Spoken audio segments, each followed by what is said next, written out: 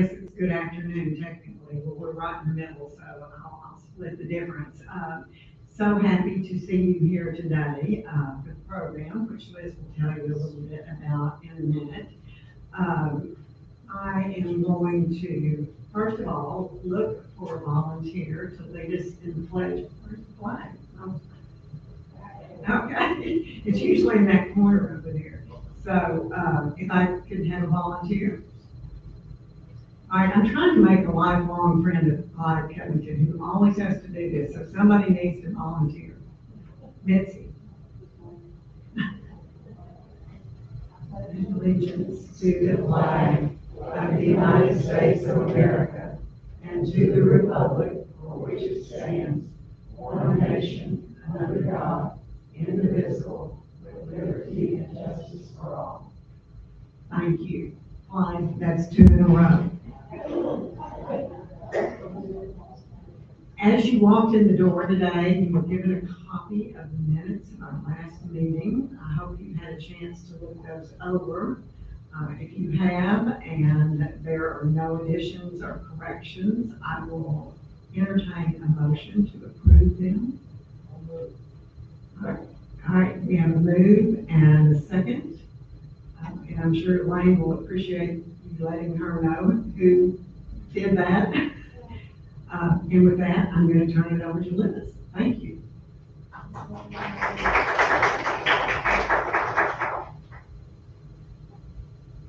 Hello and welcome everybody.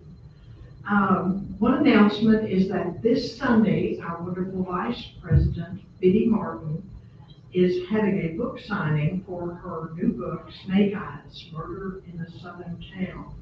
Now, this very anticipated book tells about the murder of Biddy's Central High School friend when she was 13 and the fate of the murderer. The book is fascinating because there's so many local people and places and events in it that people here will recognize. Now, the event's at the Central Theater. The doors open at 2 and the program starts at 2:30. And she has planned a very special event. It's like no other book signing you've ever been to. First, she has a program and she's got special guests and music and refreshments and surprises, she said. So this is going to be a lot of fun. So everybody be there, 2:30, Central Theater, Sunday afternoon. The doors do open at 2, so you can meet and greet and have fun before 2:30. Now, as is customary, we won't have meetings during the summer. Our next program will be in September. But today's program is presented by Terry Diggs, an old friend of the Society. I should say a friend of the Society for many years. I didn't say that right. Of course, Terry is a well-known Hot Springs attorney, and he's also a teller of folk stories and a singer of folk songs of the Ouachita Mountains.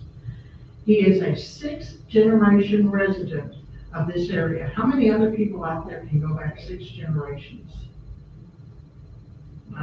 Oh, there's one. Y'all could have a special club of 2. He lives on his family's home place in Bonnerdale in the southwest corner of Garland County. After graduating from Hot Springs High School, he attended Hendrix College and then got a law degree from Washington and Lee University. He is married to the former Tammy Swisher and the father of 3 children, the Reverend Will Diggs, who is here today, back there. Andy Diggs of Bonnerdale, and Hannah Diggs, who's currently studying at Hendrix. It's always so much fun to have Terry here. We laugh and we also learn so much. So please welcome Terry Diggs.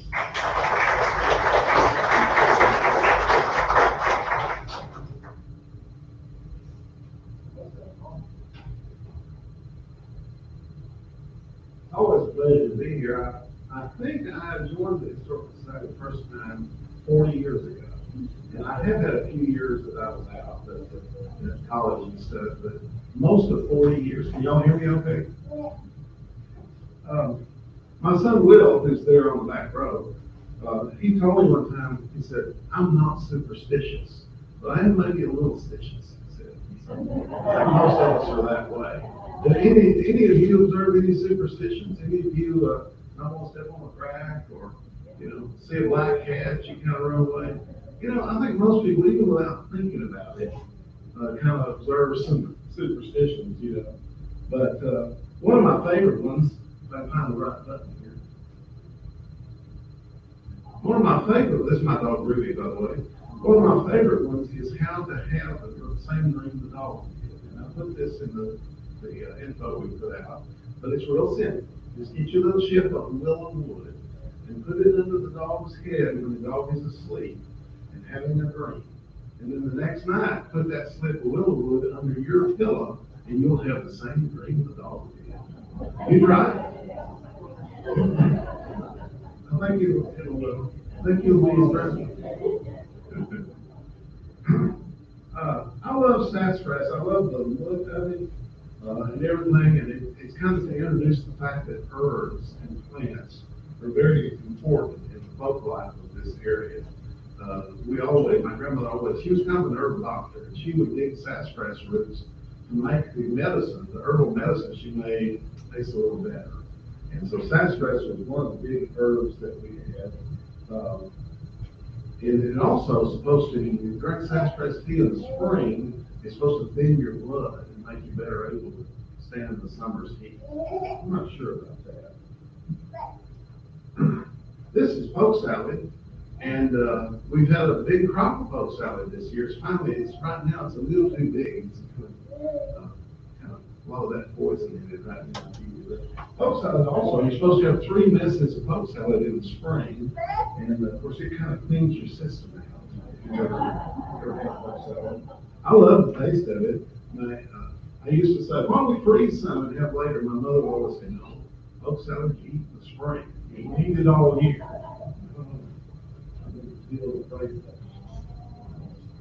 Well, acidity was a very popular drug. I even had one time when I was a boy. And you tie this little bag and it's got a string around it, and you tie it around your neck, and it stinks terribly. And they say keep you from getting cold and flu, and I imagine it does because other kids don't want to get close to you because you smell so bad. I don't know if you can buy aspidity anymore. The last time I was up at the Medical Arts Pharmacy, they were still selling little boxes of aspidity. It's an herb from India, I think. It's very popular around here for years. Did any of you ever wear an aspidity bag? Anyone else? My folks were old timers. Some of the old herb remedies turn out to be correct. My grandma, as I said, would go around and collecting the herbs, and no matter what kind of herb mix she made, she always included a laxative of some kind. She felt like that was important. Unless you were having diarrhea, then she'd use strawberry leaves or blackberry leaves, something like that to help that. I remember going with her to harvest mayapple root, and it's still growing about 10 miles from my place, right where Grandma used to get it. Mayapple root is a very strong laxative, and she would get a lot of it and hang it up in the kitchen. Her kitchen, Grandma's kitchen, it had a wire across high, and there's all kind of herbs and stuff stuck along that, including a lot of mayapple root. My aunt, not too long after they got married back in the 40s, my aunt began having a lot of female bleeding. And my Uncle William went to his mother, and Grandma said, well, make her some black hawk tea. And so he went back to Aunt Esme and said, Mama says, make you some black hawk tea that'll clear that up. And so she said, oh, I don't want no old herb tea. I want to go to the doctor. Been a very good doctor at Fort Cedar, Dr. Bremer. He went to Jefferson Medical College, one of the most impressive medical schools in America. But Dr. Bremer was mixing up. He kept a lot of medicine in his back room. He was there mixing up the medicine to give to Aunt Evelyn. And she said, you know what my crazy husband wants to do? He wants to give me black hawk tea. And he said, you don't want that? And she said, no. He said, well, that's really the only medicine we have for it. I've got it in a chemical form, but it's the same stuff you would have. Some of those old remedies were good to work. Have you ever had a sty on your eye? If you take a man's gold wedding ring, rub it on that sty, it'll go away in about 3 days. Or can do nothing.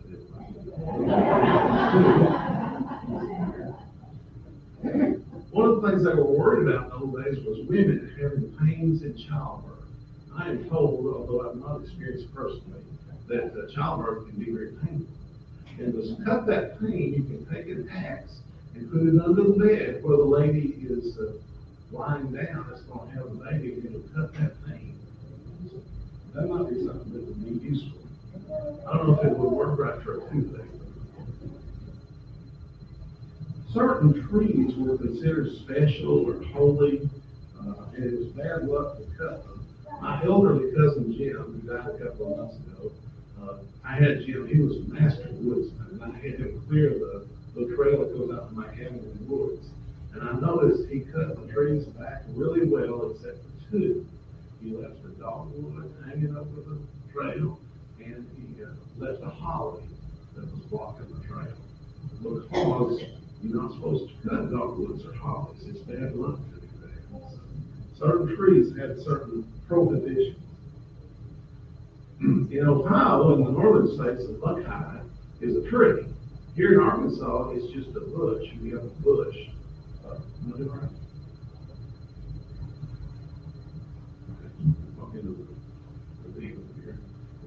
In Arkansas, we have buckeyes. It's more of a bush version. It's about this tall at most. And it has the same looking buckeyes as the tree does.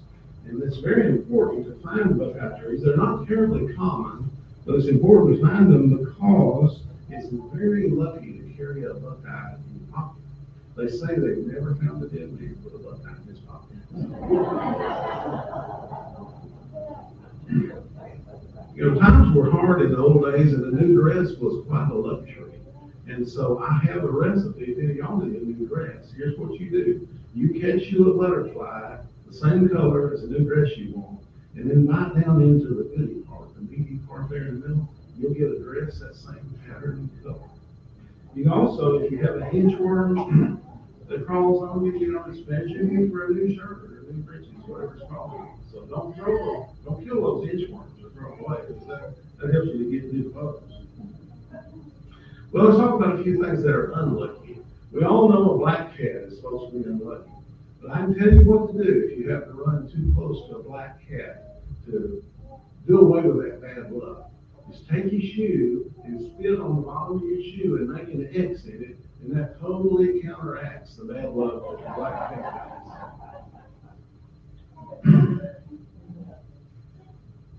I'll give you a piece of really helpful advice. This is a fireplace. I don't know if you can tell the picture as well as I thought, but it's very important to not carry out your ashes out of your fireplace between Christmas and New Year's. Because if you do, you'll have bad luck with chickens in the year to come. And some people say, well, you know, I don't have chickens, so I'm not worried about that. Then I skip to here.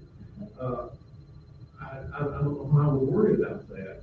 But I think I'd be afraid that it would cause you to have trouble with chickens you eat. A lot of people nowadays say ghosts, but in the old country days we said haints. Haint was the word. And everybody believed in haints, and they were all over everywhere, you know. And some people thought it was the spirit of somebody that had died. But we never really talked as much about that as it just certain places were haunted and certain ones weren't. You know, and my Uncle Cicero, they're talking at the Monaco store about this house that everybody knows was haunted. Well, the man had been murdered there, and still his blood was still spattered on the wall of the house.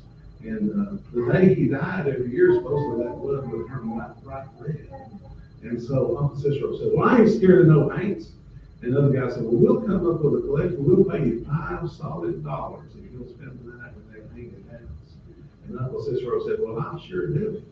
And so he walked up there that evening. He went ahead and took his old shotgun, an old Bessie. He took it with a distant case, took a lantern too. And he walked up the old house, had nobody lived there in years. And he walked across the porch real slow. And when he did, the boards creaked, and sounded creaky. He went into his spiral bed. He reached out to grab the doorknob, and something wet come off his hand. It was nasty. But he wasn't about to quit now, so he went on in and he looked around. And downstairs, you know, It didn't look real promising. And so he saw a ladder there that went up into the wall. So he climbed up that ladder real slow and careful, run into some more spider webs, and he got up the top of that ladder, and he looked over to this side, and on this side of the wall, there wasn't nothing. So he looked over on this side, and there was nothing over there. So he got up there and he brought his bedroll too. He threw his bedroll down on the floor, put his gun by his side, and laid down there to see if he could get a little rest. It was kind of bright that night. It was one of those full moon nights, and he thought that'd be the best time maybe to go. But about the middle of the night, he was falling off to sleep finally, and he woke up in the middle of the night, and he felt like something was in there with him. He didn't know what it was, scared him to death. So real slow and careful, he lifted his head over to the right and looked, and over there to the right, there wasn't nothing. So he looked over to the left, real slow and careful, and on the left, there wasn't nothing. So he looked down toward his feet, and when he did, he seen two big old white eyeballs just a shining at him. And he knew that was just an old hairy eye thing that was in. So real slow and careful, he reached over and got his shotgun and pulled it up there and kabam! Shot off both of his big toes. So hates are something you want to, keep that. Bad luck with chickens in your country. Don't take the ashes out when Christmas New Year's. You've heard the old saying that a woman that whistles and a hen that crows, nothing good ever comes from either of those. I've heard women whistle. I've never seen anything happen, but it's probably possible. You know what will happen if you let someone sweep with a broom, sweep under your feet? Who knows what will happen? You won't never get there, so you don't want to do that. And I wonder if that comes from the African custom of jumping the broom, is how they got married back then. I don't know if it has to do with that for sure. Another thing about brooms, if you move to a new house, you don't want to take your broom with you, because it'll take all your bad luck with it when you take that broom. So leave the broom there in the old house and buy you a new one for the new house. We have these insects around here we call walking sticks. I think people call them by other names, but I was always, they're very common out of mine where I live, you see them everywhere. I was always a little afraid of them, and mainly because old folks always said if a walking stick spits in your eye, you'll go blind. And I'm still a little afraid of these. They're kind of weird looking things anyway. I'm afraid to get too close to them. Also, you got to watch out for centipedes too, because if a centipede, you want to close your mouth if there's a centipede around. Because if a centipede can count your teeth, you'll start losing.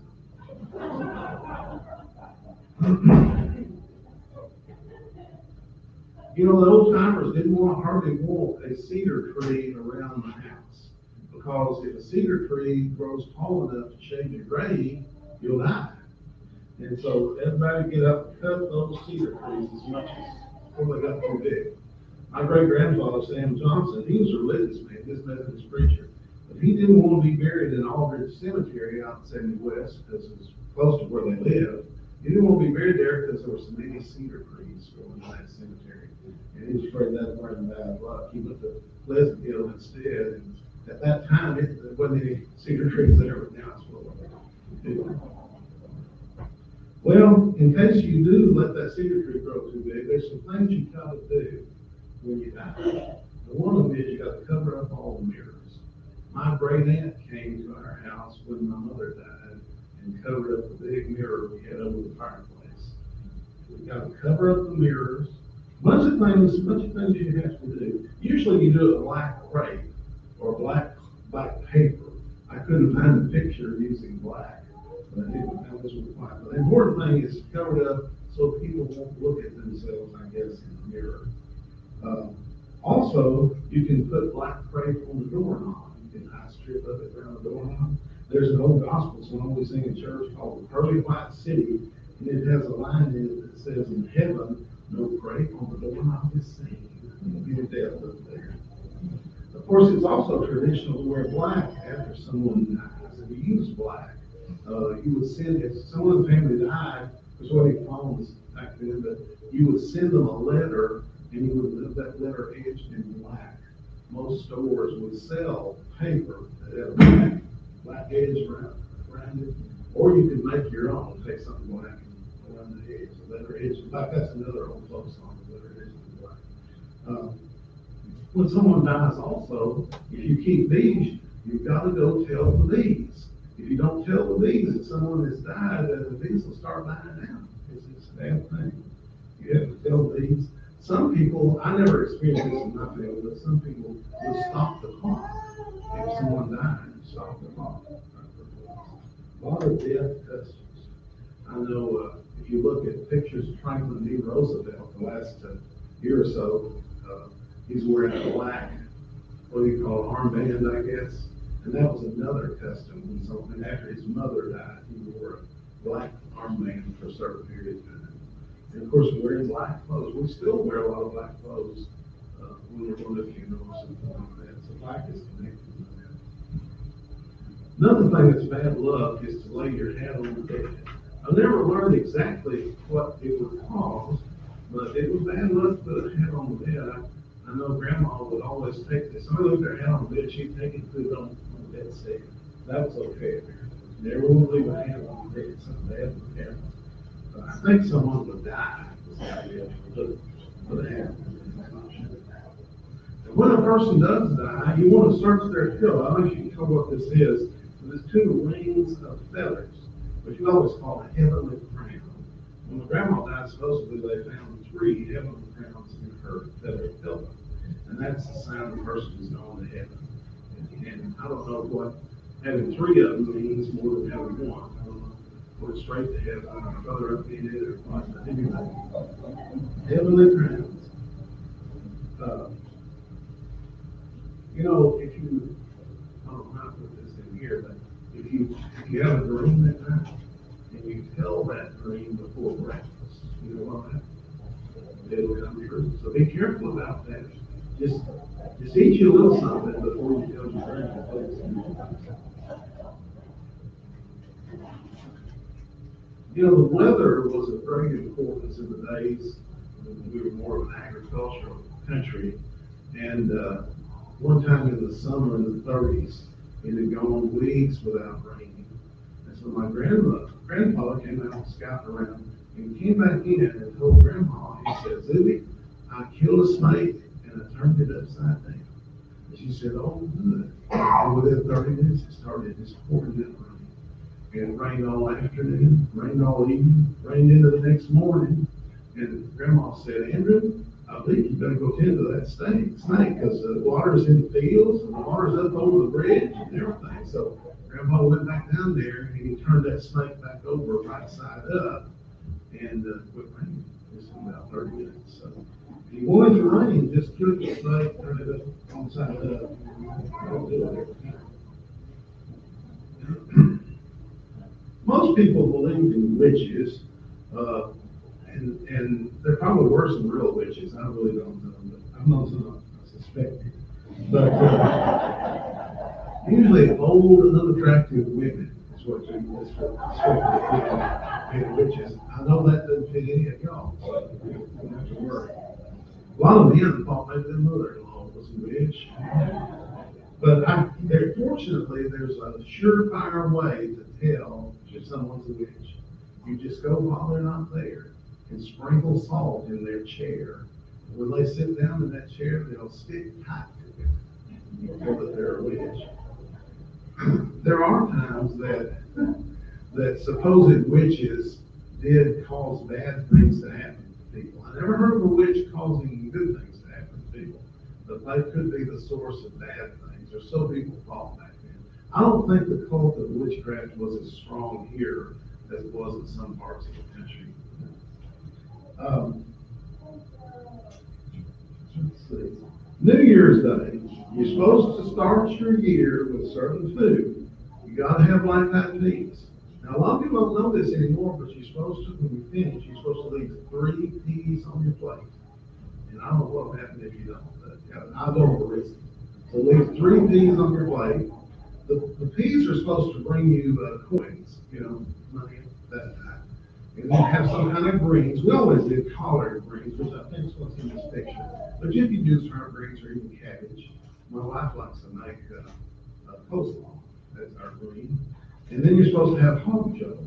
And I have a recipe for hog joe if you're interested. You take that hog joe, make sure it's sliced and cut the rind off of it. Soak it in milk overnight. And then the next morning, roll it in flour, salt, pepper, flour, and then bake it in the oven. It gets real crispy, and I think it's just really good.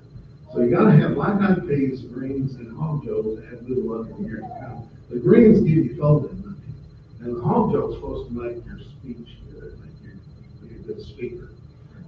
This picture is, I think, a little bit wrong because that looks like yellow meal cornbread to me. We never used yellow meal. Our Mondale store never sold yellow cornmeal. All we had was white. My grandma always said, white corn is for people, yellow corn is for hogs. So we never used yellow cornmeal at all. If you see somebody using yellow cornmeal and putting sugar in it, that is not a Ouachita Mountains person, I guarantee you. Anyway. Yeah, so, like, you ever have this jiffy cornbread? It's like cake, isn't it? It's like cake. It is sweet, it is sweet. You ever see this before? This is the man of the signs, the zodiac man. Everybody used to get a lady's birthday almanac, which were free and published by the Chattanooga Medicine Company in Tennessee. And they quit publishing them a few years ago, so it was the last issue they made. But it had this picture in it, and it had the different signs, you know. At the top is the ram, and at the very bottom are the fish. And each of these signs had certain characteristics, and they were especially important concerning the garden. Anything that bears fruit above ground, you can plant when the signs are in the feet of the fish. The fish, Pisces, controls the feet. And it's almost always good to plant when the signs are in Pisces. If you plant when the signs are in the breast, Virgo, you can see this, over on the right side. If you plant when the signs are in the breast, they call that 9 days. And it will make, the beans will make vines, the tomatoes will make vines, but hardly any fruit. So you don't want that on 9 days. If you need to go to the dentist, you always want to know when the signs are in the feet. And I've tried this, it seems to me that it works. But if you go when the signs are in the head, you'll bleed and hurt. But if you wait to go when the signs are in the feet, it'll be all right. It'll be a lot better. The state of the moon is also important. Whether the moon is full or partially full or last quarter, first quarter. My Uncle William told me one time, I wish I'd taken him up on this. He said, you dig a post hole sometime, and the signs of the dark of the moon, say, I don't remember which it was. When the signs are on one side of the moon, you dig you a post hole, and then if the signs are on the wrong side of the moon, you won't have enough dirt to fill that hole back up. But if you'll dig it when the signs are in the other part of the moon, you'll have dirt enough and going over. He said that's very important for grave diggers to know where the signs were. So you'd have the right amount of dirt to go over. And then also, not only did you have to consider the signs of the zodiac, you had to consider the moon when you were planting things. Some things do better in the dark of the moon, when the moon is nearly disappeared by the time of the new moon. Some things do better when it's the light of the moon. And I don't know how that works either, but I know the old timers really swore by that. Although one of the old timers I ran into said, oh, I don't pay any attention to the moon, I don't plant my crops here on the earth. I thought I would try and save a few minutes. That's more than, I haven't done this program before, so I don't know how long it's going to last. I figured about an hour and a half, but it's only 30 minutes. But I thought I wanted to have some time and see if anyone here has a superstition that is important to you or that you use. Raise your hand. Anyone have a superstition they want to tell about? Saying, look out, you shouldn't touch your cornbread. Oh no, you're supposed to break your cornbread. Break your bread. You know, cut your bread. Come over and cut bread with me. I've never heard that. Come over and break bread with me. That's a good one. Thank you. Yes, ma'am. I thought we all had more that you always had to read the same book and take it. Yeah, or what would happen? I don't know. That's one of my problems. Because I don't know the consequences of all these things. Who else has one? Yes, back row. I'd like to know how many seriously eat the black-eyed peas on New Year's Day. Because I do. There's a few that don't. I get upset. There's a few that don't. My children don't. You don't know exactly what would happen, but I'd be afraid you'd be poor and wouldn't want to walk very well if you didn't have all that. Yeah. Who else has one? Someone else has. I didn't believe this. I always thought you would get bored all the time, you have to go to the doctor, get hard. Somebody said, take a phone, put the number of the box that you have board on your finger, and you write it like that, and you just drop it somewhere. And if someone picks up the gift, and opens it, the board can go away. And she did, and it Worked. I've never heard that one, but they're very similar ones I've heard. If you can sell a war to somebody. If you do, you'll lose your war and give you a nickel for your war. You can also, there's another thing. Yeah. Huh, I didn't know that. Take a little half a teaspoon of sugar, it's all, it works for me. But, when I was about 6 years old, I started school, and I had a terrible wart right here in the crack of my elbow, and it would break open and bleed, and we went to the doctor about it, and he gave us some medicine to rub on it, didn't do a bit of good, and it's just always a problem. It would dry out, break open, and bleed. Well, my mother wasn't a big churchgoer, but she listened to Sister Jessie B. Morton from Amity, Arkansas. Sister Jessie and two other ladies, they had a little radio program. They started out singing showers of blessing in real high-pitched voices. But anyway, Mama took me to Sister Norton, Sister Jessie B. Norton in Amity. And Sister Norton prayed over my wart, and she anointed her fingers with spit, which she used tobacco, so it was kind of rough, and rubbed it on that wart. And the next day, it fell off, and it never has come back. That was 60 years ago. And so I don't know just what the secret. I think maybe it was the tobacco. I'm not sure. Anyway, they had to do different things back then. Who else has one? Yes, ma'am. Terry, my grandmother said that if you want to do it, you take a fish line, you're able to steps, and then the fish line locks, then you want it. Man, that'd take a while. I've heard what she said, putting rocks. I've heard put rocks in a sack and leave it at a crossroads, and you'll lose your voice. I've heard that. That's right. And if you have a ringworm, Yeah. or you take a pebble and you press it down over that ringworm, and you begin to press the pebble on the ringworm, and you disappear. Yeah. I had a ringworm one time, but it went away on its own. Who else has one? I'm learning some new stuff here today.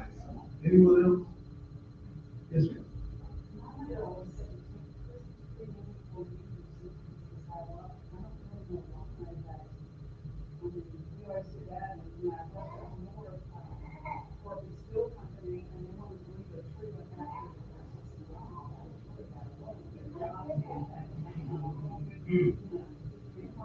What would it, is that what would happen? You wouldn't make money? Well, that's my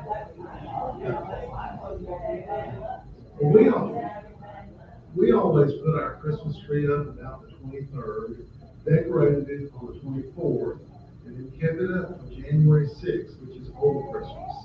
And we couldn't take it down before then. We had to do that. And we burned it. Always burned the Christmas tree. I don't know. Because we're out in the country, I don't know where else to take it. But I guess a lot of the country people that I was raised around didn't believe in Christmas trees. Some of them didn't believe in Christmas at all. They definitely didn't want to have a Christmas tree. So there's a verse in the Old Testament that says that the pagans cut trees and bring them in the house, and there's not the power to hurt you, but there's not any good in it either. So a lot of people don't know that in their Christmas trees. Anyone else? I'm loving hearing that.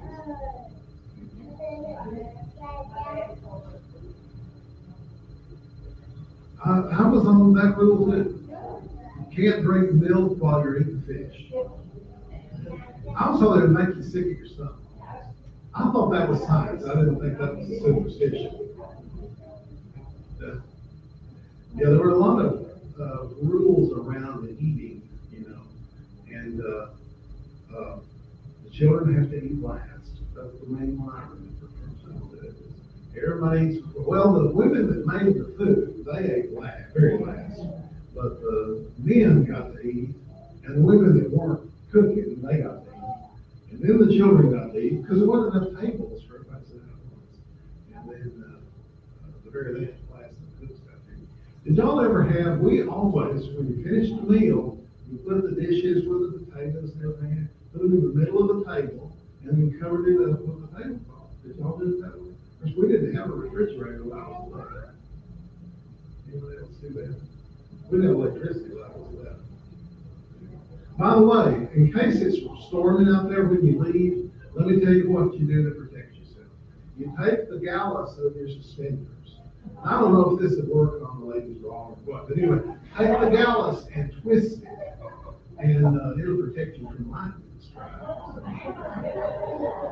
I learned this when I was in college. I went to my Williams' house and wearing overalls, and he said, "You expecting some bad weather?" And I said, "Why do you say that?" He said, "Well, your gallus is twisted." That'll protect you. Anyone else? I brought a book here. This is a library book. It's called Ozark Magic and Folklore by Dr. Vance Randolph, who was a great expert of the Ozarks. And if you read through this, he's got a lot. Back in the 30s or so, all of the mountains of Arkansas were called the Ozarks, and including what we call the Ouachita Mountains. That's why we have an Ozark bathhouse downtown, because this was considered to be part of the Ozarks. And so anyway, a lot of this reference here are to our part of the state. This book was originally published under the name of Ozark Superstitions. And I haven't borrowed very much to it because I wanted superstitions that were strictly Ouachita Mountains. But the library, I thought they had 3 copies of this, but I only saw one on the shelf. But I'm going to go take it back and we'll just read Dr. Randolph's. And it's very good, and it's a lot of the same superstitions that I grew up with. I still, if a black cat crosses in front of me, I still take my shoe and spit in it and make an X. I just can't help but do that. Do any of y'all still observe some superstitions? Anyone? Which ones particularly? A woman after my own heart. Mm-hmm.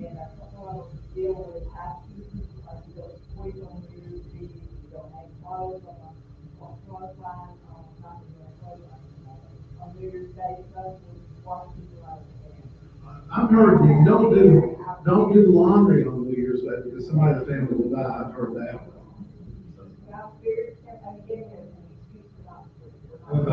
Don't do the laundry. Yeah.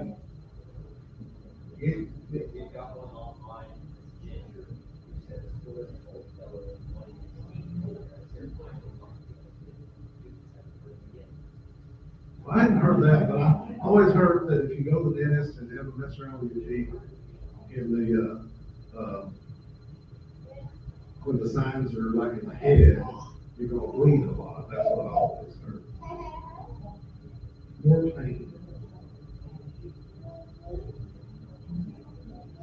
Anyone else? Well, that went a lot quicker than I thought it would. I'm sorry, Liz. I usually talk longer than that.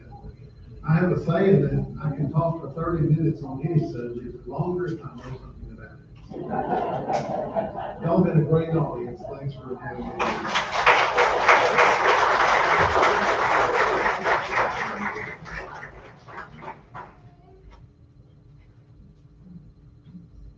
Thank you.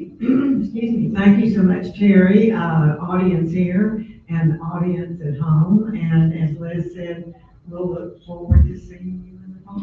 Thank you so much. Liz, do you have something? If by chance there's somebody here who's not deaf, or we can make that work. We have membership brochures in the back. Your support is what we all thank you. Absolutely, thank you. And I will just add to that, because there have been several posts in the past month.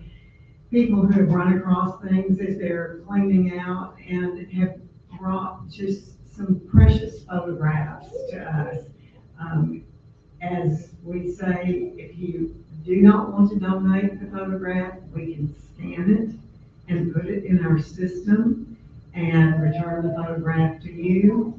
But it kind of bothers me, especially my generation. I think, if we don't do this, it's not gonna happen, and that history is gonna be lost forever. And that's very sad. It's also sad when somebody comes in the archives and they're looking for something, and we dig and we dig and we dig and we can't find anything. So as you're looking through your memorabilia, your family treasures, please keep us in mind. That's just as important as your membership or your donations, because that's what we're all about. Thank you.